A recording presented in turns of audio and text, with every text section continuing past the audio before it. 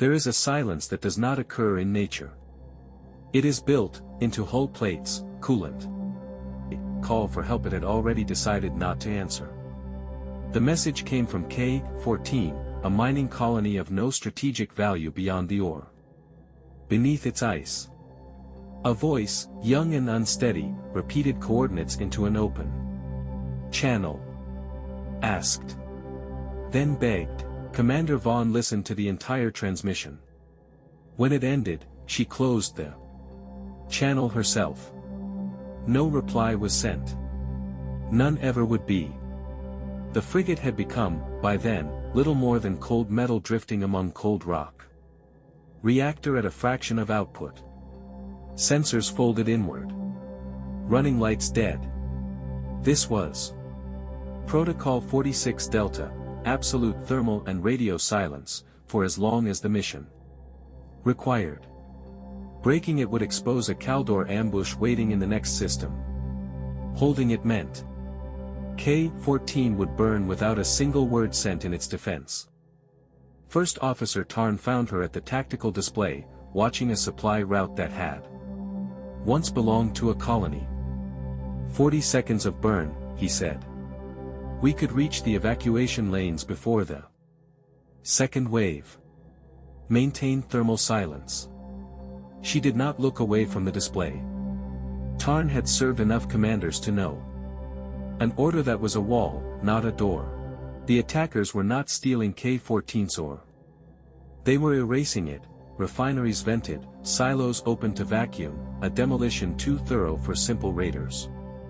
Vahn studied the pattern until it resolved into something else, bait. A wound inflicted. Loudly enough that whoever was hiding nearby might finally be provoked into showing themselves. She gave no order. She kept watching. Watching was the only weapon the protocol allowed her. An escape pod drifted into view, close enough to read by eye through the viewport, tumbling on a line that would carry it past the hull and on into the dark. Tarn requested a recovery tether. No burn. No active sensors. One line, fired and retrieved in silence. No. Nothing more. The pod slid past the observation window slowly enough that the whole bridge could watch it go, close enough that more than one officer swore they saw movement behind the porthole. No one moved to answer it.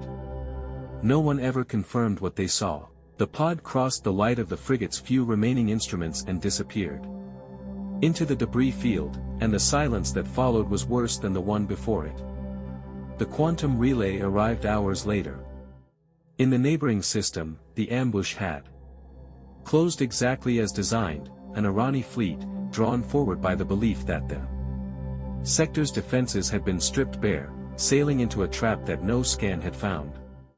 Because no scan, anywhere, had been running long enough to find it. K-14 no longer appeared on any active chart. Its coordinates would be reclassified, in time, as debris field. Commander Vahn read the report twice. Then she gave the order to restore power.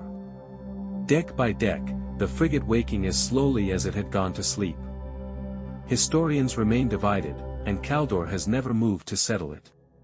Some argue Vahn understood the trap from the first hour, and that her silence was comprehension, not obedience.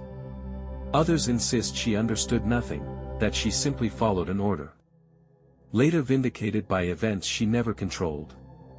One version describes a commander of extraordinary judgment.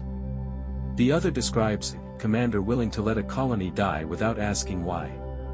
Kaldor has never required its officers to know the difference.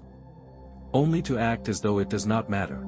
A single line survives every revision of Kaldor military law: better a cowardly commander who obeys, than a brave commander who does not. No one has ever recorded which kind of commander Vahn believed herself to be.